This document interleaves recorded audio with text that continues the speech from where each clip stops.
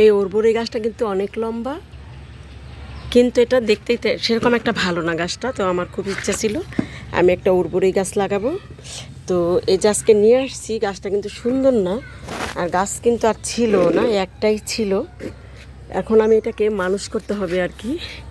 এই দেখুন এরকম চিকন নিচে একটা ডাল আর একদম উপরে ডাল। এখন আমি কি করব, এখান থেকে ডালটা কেটে দিব। এখান থেকে ডালটা কেটে দিলে তো নতুন করে আবার যখন ডাল টাল গজাবে তখন আবার বড় হবে।